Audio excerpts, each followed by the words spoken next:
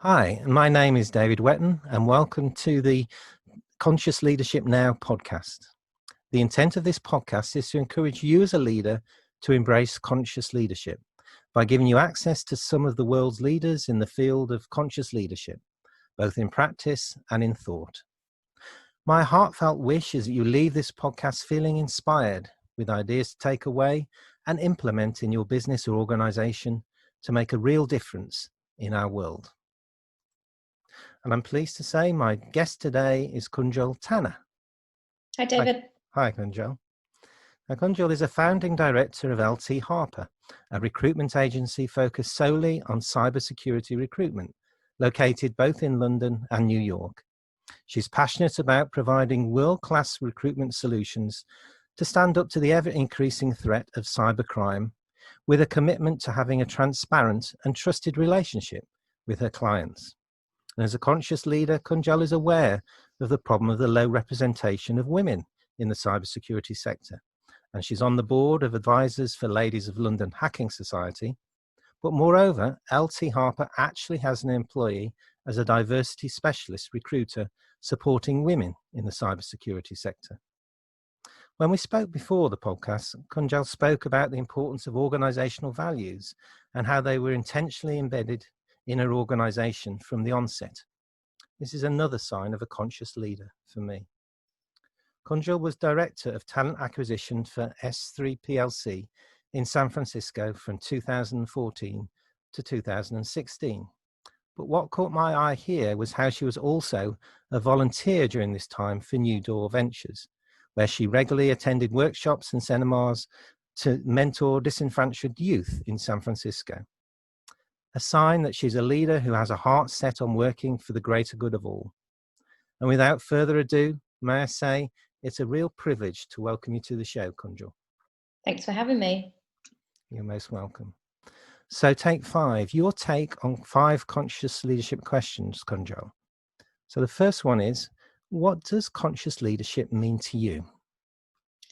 So for me, conscious leadership is about marrying up commercial goals and kind of larger societal goals. So I have a strong feeling that business leaders have a responsibility to, do the right thing, right? So I don't think it should be at the cost of making a profit as a business. That's the whole reason that entrepreneurs go into business, right? But I do think that we have an opportunity and a responsibility to make sure that we aren't just lining our profits and we're thinking about the greater good, if you like. That's wonderful. And may I ask you as well, I'm sure some of my listeners may be thinking, may have their own experiences. The recruitment industry, as you will know, doesn't have the greatest of reputations. So how do you feel about that one, and how do you link the greater good into that area? I hate to say it, our industry doesn't always have the best reputation, but I do think that there are recruitment leaders out there who are really genuinely trying to make a difference. And I think for me, the key thing there is to be a part of the community. So, frankly, the communities that we recruit into, they feed us, right? They pay our bills.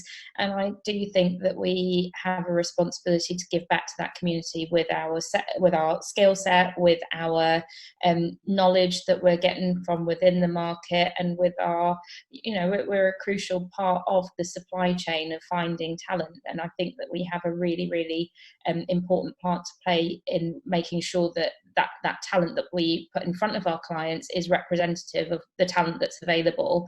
And in particular, for me, the work that we do around hiring gender diverse talent, that's been such a crucial part of me feeling like I'm doing the right thing for the industry that I recruit into. It isn't just looking for the lowest hanging fruit and making my job as easy as possible. It's about doing what my clients want and need, and partnering with them on what their kind of broader business agendas are.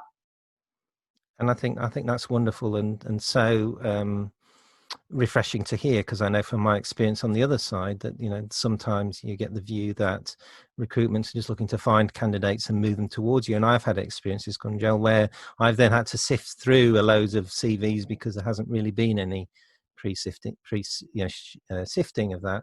And my sense is, as a conscious leader in this area, is it a sense that you kind of have an awareness perhaps of what the client needs, and you want to put candidates towards them and actually are a fit for them and for their culture? Yeah, and I think that to me should be a given for how any recruiter works. But I think it's kind of going a little bit further than, just the introduction of candidates. For me, it's about that partnership at, board level. Do they have kind of conversations around things like diversity hiring? And is that something that's important to them? I think truly in most businesses, it is really important to leaders to have a diverse workforce. But this is where I think some recruitment companies fall down, in that they don't genuinely see that as something that's worth partnering in because it's good for society, right? It's much harder, and it's a lot more effort to go and find a more diverse pool of talent, and you have to actually put time and money into doing that and to doing it well. And I think that's an important value add that we should be giving to the industry, rather than just looking for a quick buck out of the transaction of finding them the first and quickest person that we could find that matches what they're looking for. I love that answer. Thank you. What a great answer. Yeah. And just one further follow-up on this one is, I guess I'm calling it a conscious leader in this area of recruitment, are there any clients, well, without naming names, are there any clients that you would say no to in that sense, that, they may come to you and you may sense, no, these aren't people I want to work with? How does that work for you? Sorry, is the question, and are there any clients, you would say no to? Someone approached you and you got a sense, how do you respond to that? It's a really, really good question.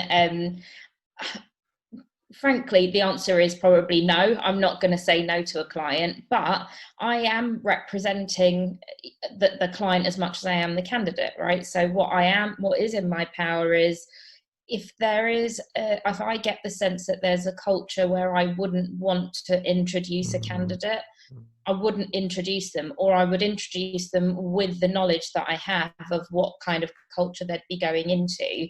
I think that's really important. And again, that's about the transparency of telling people what they're walking into, rather than trying to make the quick buck and hope that it all works out.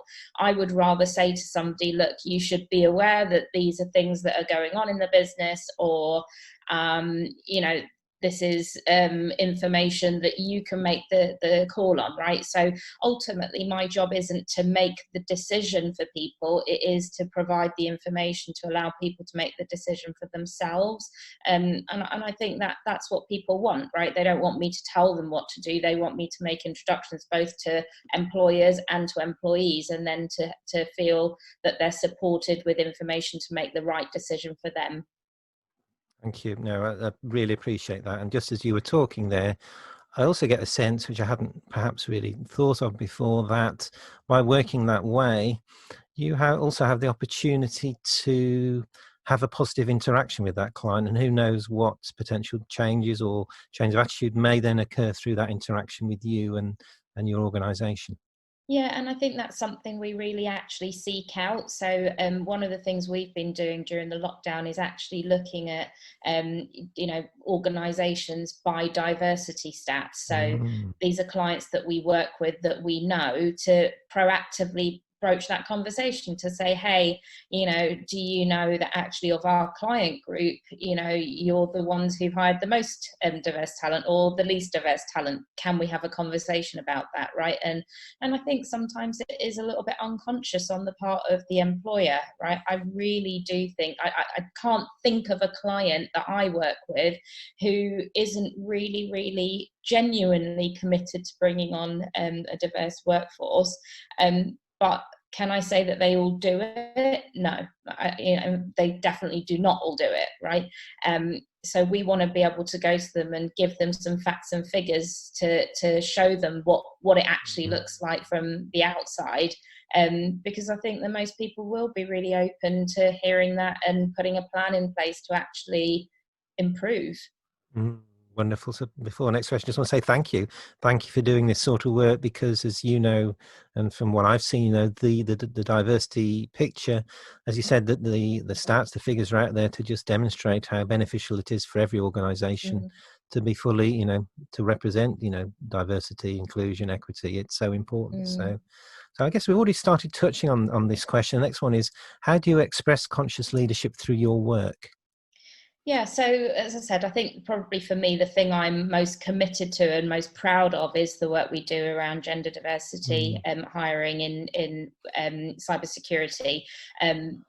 So when I've been working in recruitment for, I think, about 18 years or so, and I think for at least half of that time, gender diversity in tech has been a hot topic.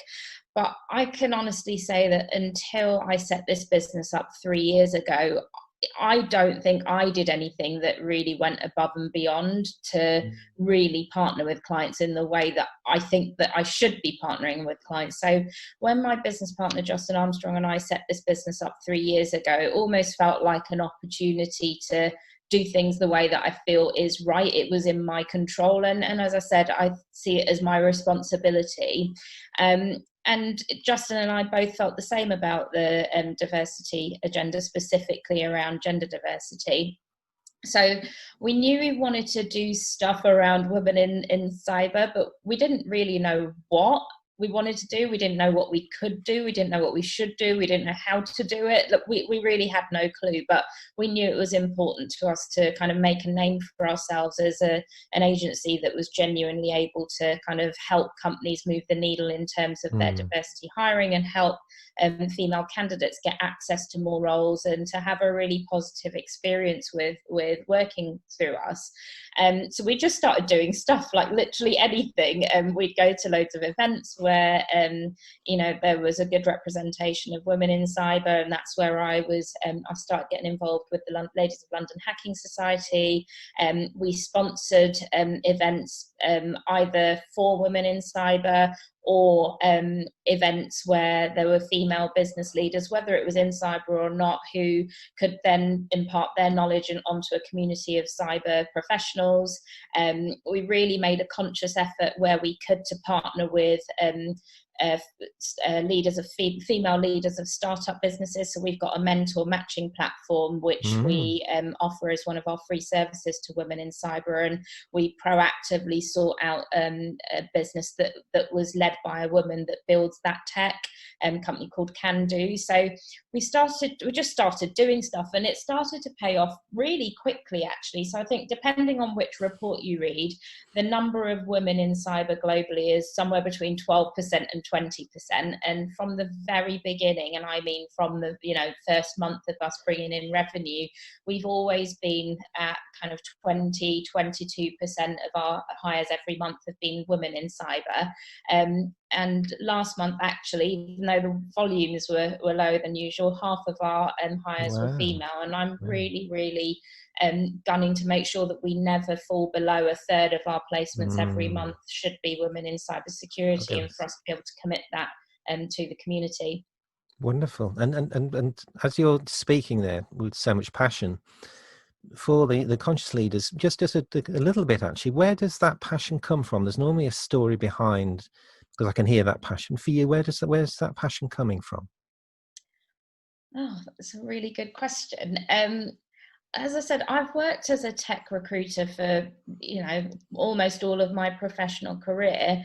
And I think it has come from just having these conversations for almost 20 years, but just noticing that actually things haven't changed as much as I think they should have in that space of time, right? It shouldn't take the best part of 2 decades for that level of change to have happened.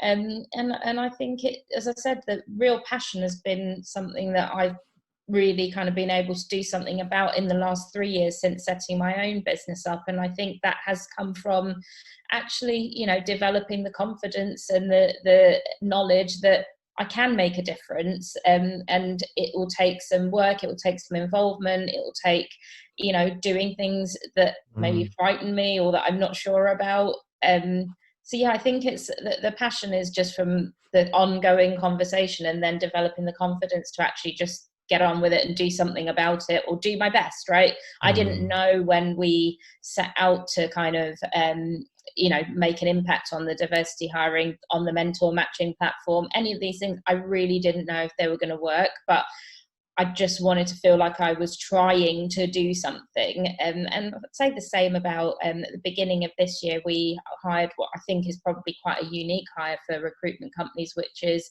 a diversity specialist. So it's a lady who's in our business whose background, she's got a master's in how women are portrayed in art, actually. So I knew she was kind of passionate about representation of women, nothing to do with recruitment, nothing to do with cybersecurity, but we hired her at the beginning of the year solely to focus on building and nurturing our community of female talent, and that's just been paying off massively, really, really quickly. The feedback we're getting is just so positive on how much we're doing to give to the community. So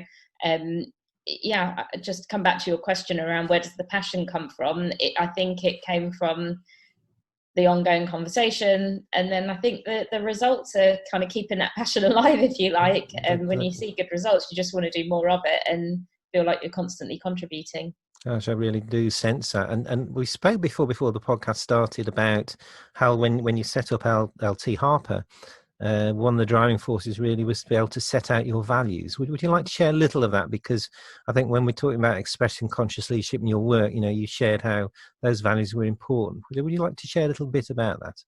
Yeah, absolutely. So, as you said at the beginning of the conversation, the recruitment industry doesn't always have the best reputation. And I think one of the things that, for me, some recruitment companies fall down on is that genuine relationship building, not where there's a benefit to the recruiter, but not to the other party, where it's mutually beneficial.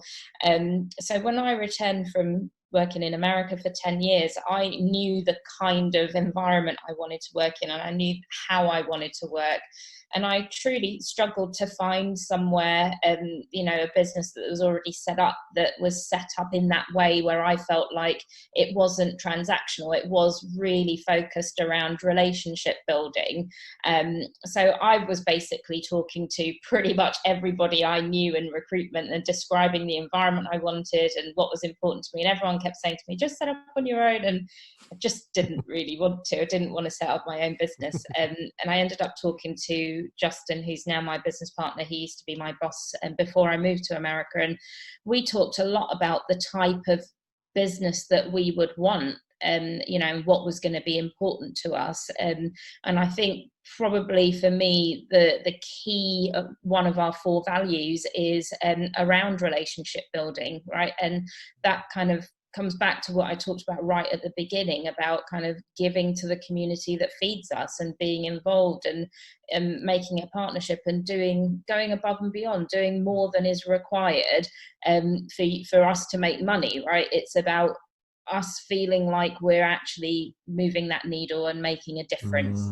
Yes. So yeah, relationships is one of our values. The others are balance and innovation and expertise, which is why we only work in the cyber sector.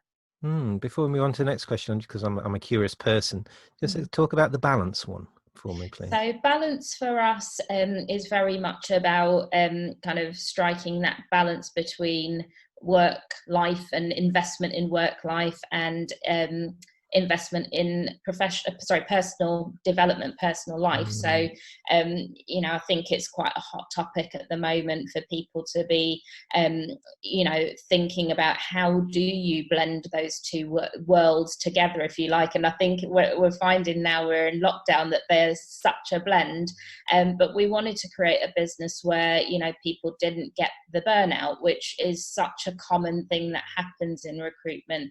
Making sure we had an environment where people felt like they could bring their whole selves to work. I think that is such a crucial thing for me, that people bring their own talents and their own ways of doing things, and that I think gets the best out of people, and people enjoy working that way because they're not trying to pretend to be somebody that they're not. So balance means so many things, but that kind of embodies many of the things that's important to us from an employee perspective. Thank you, and you really resonate with me on that, because when I did a master's at Durham University, and my thesis was on the role of spirituality in the workplace. And one of the reasons why I did that master's was around reading something where someone said, actually, I want to bring my whole self to work. I don't want to hang my jacket or whatever on the peg, be someone I'm supposed to be, who I don't particularly resonate with, then go back home and be who I want to be at home with my family and friends. So thank you. I'm glad I asked that question about balance, because I think you brought out a really key point there. So thank you. So coming back to really this, because this thread, I think, of this journey, I think, we're all on some sort of conscious leadership journey here. And I think when we're on a journey, quite often we see people who we admire, and they teach us things. So for you, who for you has been an exemplar of embodied conscious leadership on this journey for you, and why?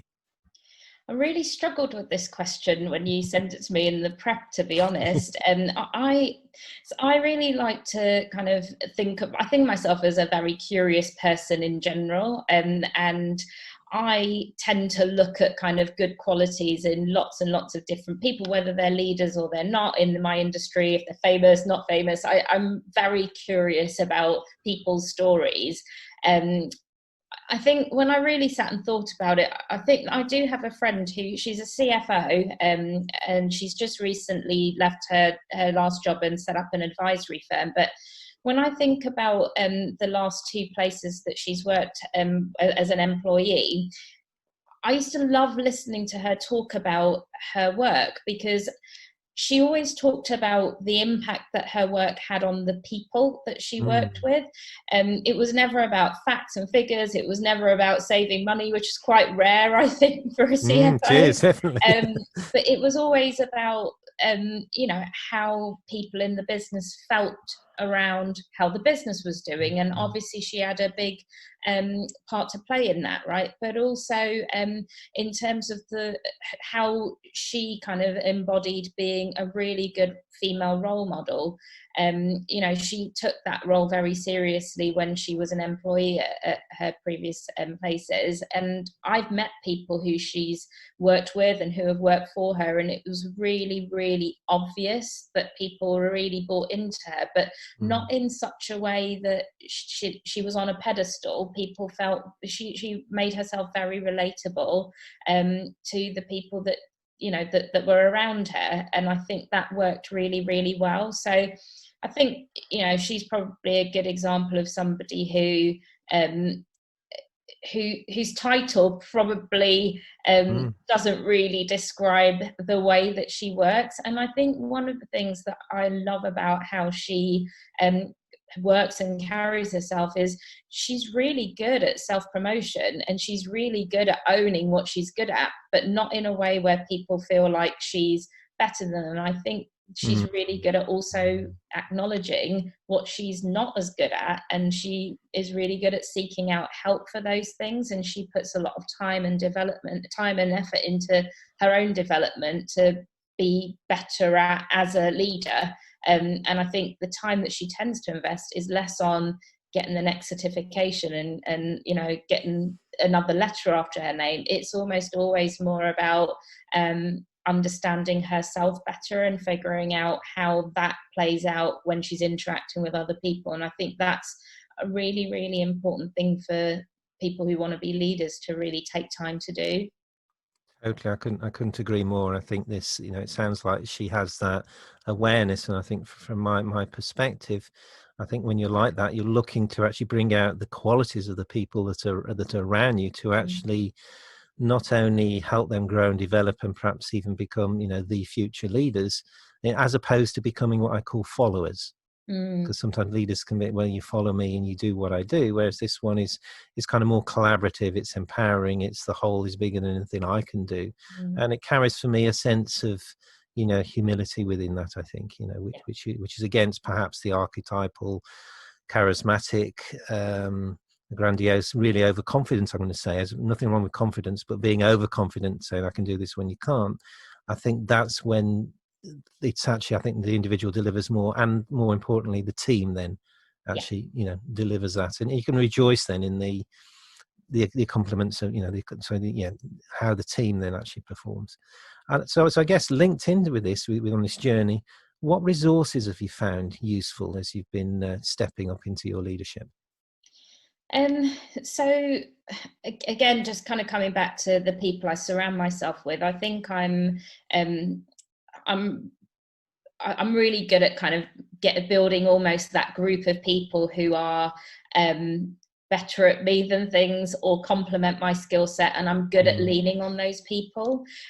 So, as I said, I like to learn from lots of different people. I think if I was to mention, a couple of people in particular, I've got two friends who work in kind of talent leadership and talent development, and they're almost kind of coaches, if you like, right? So we actually proactively take time a few times a year to kind of think about what do we want to achieve over the next period of time. And it's not really ever anything to do with professional achievements. It's about life, and then setting out that roadmap for how do we get there. Now, inevitably, there are going to be things that work plays into those decisions and discussions, but I find that really helpful to actually sit down with people who are good at asking questions and asking sometimes really difficult questions around, well, what's going to stop that from happening, who's in control of that. And ultimately, I know the answer is always going to be me, but it makes me think about what are those things that I need to make sure I've figured out ahead of time so that I can achieve what I'm trying to achieve in that period of time. And at the same time, sometimes the conversations I'll have with them is, pick up the phone and say, hey, listen, I'm thinking about doing this. Here's my plan for how to do it. Can you think of anything I haven't thought about, right? Can you validate that this is the right thing to do and the right way to do it? So that's been really helpful. The other thing I would say in terms of resources is I listen to a lot of podcasts. I mean, a lot. And actually, the ones that I learn the most from in terms of conscious leadership are probably nothing to do with business or leadership or anything like that. It's probably actually Desert Island Discs. Got you, yeah. So I love listening to people's stories. And I think if I think of that show in particular, I could pick out a few that I keep going back to, and it's always the people who are really honest, really comfortable with being vulnerable, comfortable with kind of acknowledging what you might see as their darker or their more negative traits or experiences, and they're comfortable with exploring them, and then the story of how they've come out the other side of it, right? So I think of some of my favorites. Ian Wright was a recent one which I thought was phenomenal. Judy Murray, Serena Williams, that's because I love tennis. Sabrina Cohen-Hatton was a really good one. So there's some really good ones where you kind of can listen to people's personal stories in short sound bites of what they've learned. But yeah, I find podcasts a really, really good resource to kind of learn about leadership, actually, when it's not necessarily the intention of the show. No, wonderful, thank you. And I think that's really important, because I think you touched on before the importance of inspiration. And I think really inspiration, we can tap into that wherever we are. And it can come from various quarters. You mentioned Ian Wright, and we remember these stories, don't we? I think it was Ian Wright, I remember, who said, a teacher was there for him who said, you can do it. And I think if I saw it, wasn't a podcast, it was a video, he was in tears when he met his teacher again afterwards, because it had such an influence on him in a very positive way. So for me, I took that inspiration to say, well, actually, I myself am inspired by others. I can also inspire others in that sense of seeing this teacher had seen the qualities in him, which were just being teased out. Yeah, exactly. And I think there's a big part to play on that teacher's part, but also I think what I took from it was the work that Ian Wright himself did to work through all those difficult times and those difficult emotions. And for me, he just came across as somebody who's done and is doing that work, and he's kind of leaving that really stressful baggage of trying to be somebody that he's not behind, and that's a much more enjoyable way to live and to lead, right? If you can just be who you really are, and work through all the stuff that's quite difficult, I think that's really, really beneficial when you're trying to be a good leader.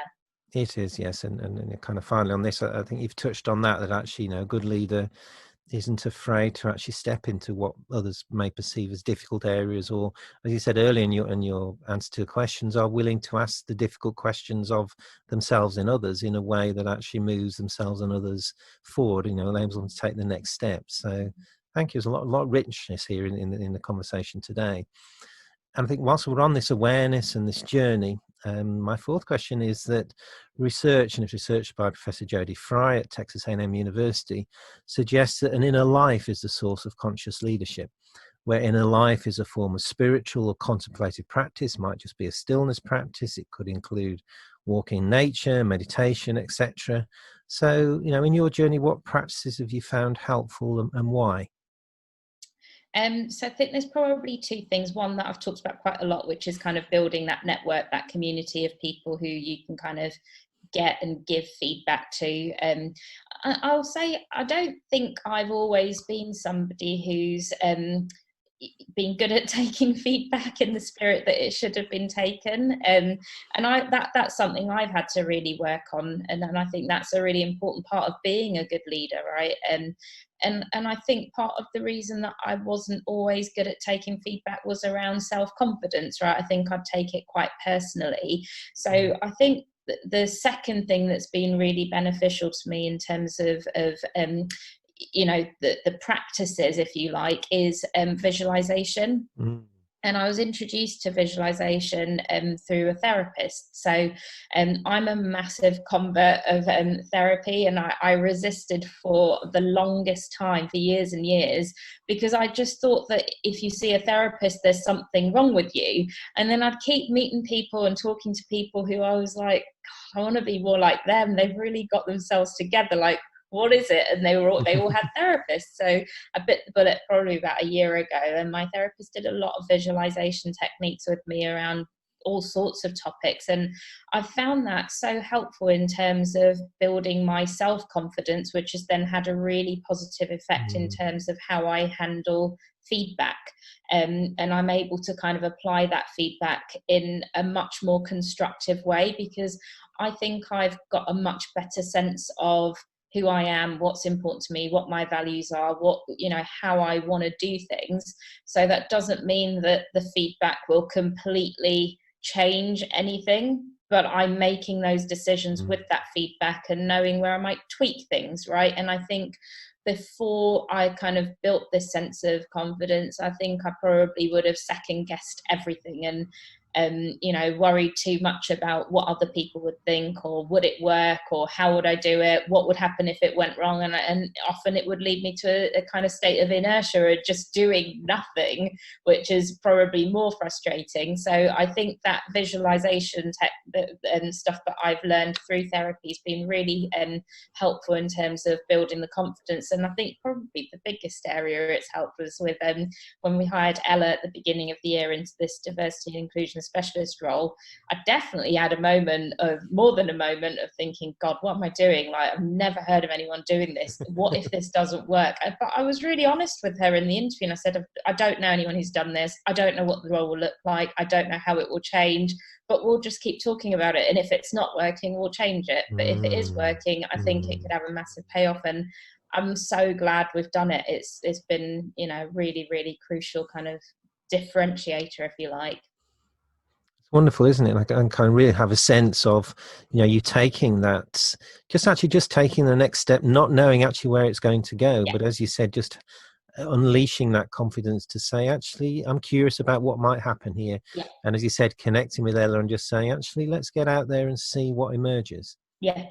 It's And trying to get the confidence to take the risk. And my sense, from speaking to you, is just that sense as you put it out into the world, that almost, the universal world has kind of responded and just kind of said, yes, actually, because again, it comes from this perspective. You're looking to change, as you said, move the needle, change the dial. You're looking to make it a difference for the greater good of all, in my language. So in this case, it feels like, you've had some support in doing that. And one final thing I want to say, thank you for speaking about, the values of therapy. I too have benefited from that. And one of the things I've learned, which I love, is actually, it's not about fixing myself. It's actually releasing, elements of myself that are always there, but can be somewhat hidden by kind of cloaks of maybe patterns of behavior, which I've taken on. Yeah, it's about learning about yourself, I think, It more is, than yes. anything else. Yeah. And for me, and I guess for you, that's an ongoing journey for me. But thank you. I love the fact that actually, and you've touched on that once you start doing that, you start to embrace that unknowingness, the vulnerability. And actually, I can feel from you. Then it also releases, perhaps surprisingly, a sense of excitement. That's Absolutely. what I'm getting from Yeah. that you love your work, and there's something, and isn't that great that actually you can get up, even in lockdown a day, and actually say, actually, I'm working today, I'm doing, proposal for clients or whatever, and enjoying it. Yeah, it's a great feeling. Wonderful. Now, finally, it's my kind of catch-all question. Given unlimited time and resources, what single thing would you recommend aspiring conscious leaders to do? Get a therapist. Yes. I think the thing I would recommend is to do stuff and just do stuff. And I think I was talking just now about that inertia, right? And I think that's a really difficult place to be in, where you're kind of thinking about, should I do this? Could I do this? What happens if I do this? I just encourage people to do something, figure it out. Things will go wrong, and accept that things will go wrong is totally fine if things go wrong. Like, the world isn't going to end in most scenarios. So I think it's, I don't know how practical this is in terms of a resource or anything, but yeah, I think that's probably been the thing that's been most helpful to me in the last 3 years, is to just try stuff and don't worry too much about what happens once you've tried it, because you don't really know what's going to be on the other side. It could be great, it could be terrible. If it's terrible, you'll figure it out. If it's great, you'll never have known that if you didn't try it. So yeah, I just, I'd say just don't overthink things. If you've got an idea, give it a go. You can always backtrack. And again, I said, because I'm curious, was there a moment, because you said LT Harper's been going for 3 years now, was there a moment when you suddenly felt, when you had a kind of, well, I'm going to term it, because this is my language, when you had a kind of sacred yes, where you kind of thought, actually, yes, this is happening, yes, this is making a difference? Or did that work for you, or was it just over time? Does that make sense as a question? Because you stepped into it, didn't you? So was there a moment when you thought, yes? Or how did that work? Happens quite frequently, actually. Oh, okay. You get that feedback loop, and that's the great thing about working, within a community, right? You get feedback on little things that you do. We hosted a webinar for about a kind of agile leadership for a group of people a couple of weeks ago, and I honestly didn't know if people would care or would read it or would listen to it, or I just didn't know. And I was like, well, we may as well give it a try. We've got nothing to lose, and the feedback's been amazing. Same as Ella and I have been writing the blog about the work that we do on hiring for diversity. I honestly still don't know if anyone reads it, but every month I get feedback saying I really enjoyed listening to it. So and I think probably interestingly that you asked the question today, last night, very end of the day, we were actually approached by a potential client, which never really happens in recruitment or in any other industry, whether a client comes to us, with a massive piece of work, that they want us to kind of pitch for, which is quite a unique thing to happen. And that was a bit of a, yes, this is working kind of moment, in that we've been plugging away at kind of building good relationships, making a good name for ourselves for the last 3 years. So that felt like this is working kind of moment. But there've been loads and loads of little ones throughout, where we've had our very first client who said, I'm hiring one person, and we introduced him to a male candidate and a female candidate, and he said, actually, I want to hire both because I really want to make sure I'm representing genders equally. So there've been loads of things throughout the journey in the last 3 years where there's been that, yes, this is working moment. But there've been loads of times where we've got it wrong as well. But I think that kind of conviction and confidence that I've developed over that period of time has made those things we've got wrong not terrible. That I haven't lost sleep over many things in the last 3 years, because I feel pretty good about we're doing our best to do the right thing all the time. Yes, thank you. And I sense, you have this, I'm going to call it this inner knowing that you're in the right place for you. Yeah, yeah. And I think that's important. I think that's an element for me of being a conscious leader, that you feel, well, I'm doing the work that I feel I'm here to do Yeah, in my language. exactly. And I think that then brings out inspiration. It brings out this satisfaction. It brings out this excitement that I feel for you. Now, you mentioned your blog. So actually, as I said to you, I think before the podcast, I love Colombo. And I always have a just one more thing question. So my just one more thing question is, please share with us, those listening, your own resources and offering you feel will be helpful. I'm going to ask as well, where we can get the blog. I'm also specifically going to ask, I think it's important, those that are listening that perhaps are in cybersecurity or know colleagues or friends that are in cybersecurity, how they can get hold of you and how they can connect with your organisation, LT Harper. Yep. Best way to reach me or anyone in the business is through LinkedIn. That's probably where I'm most active. So you can find me at Kunjal Tanna at LinkedIn. I'm also, you can reach me on my email, which is at k.tanna@ltharper.com. All of the stuff that we do generally tends to go on to LinkedIn. So the diversity blog, that's on there every single month. I've also, during lockdown, partnered with a friend who's a recruiter at a tech company, and we're writing pieces every week around how to get your CV noticed, how to get your LinkedIn profile ready, your application, nailing the application process, all of things like that help people actually practically through the job seeking process. That's all on our LinkedIn page as well. So that's probably the best place to reach me and reach out. I'm always happy to have a chat with people, whether they're in cyber or not, if they've got questions around their CV or negotiating a better salary or anything like that. I'm more than happy to have a chat with people if it helps. Thank you. I really appreciate your generosity around that. And I will put a link below to your LinkedIn profile so people can connect with you. And it just really leads me to say, Kunjal, thank you so much for being on the podcast, on the show, and for showing up in the world of conscious leadership in the way that you do. Thanks, David, and thanks for the work you're doing. You're welcome.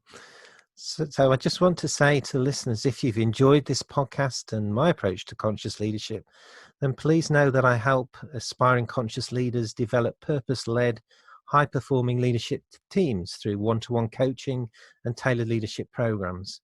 So if you sense I can help you, then please look me up, David Wetton, on LinkedIn, and let's jump on a conversation together. I want to thank all the listeners to this podcast. And if you're willing, please do share a link to this podcast with those you think would truly benefit from it. Because I truly believe that now is the time for conscious leadership. And with all the inspiring, heartfelt work you as listeners are doing, I have no doubt that conscious leadership will become a thriving reality, making a difference for the greater good of all. So until next time, I'll leave you with a blessing from John O'Donoghue. May the light of your soul bless the work you do with the secret love and warmth of your heart. And so it is.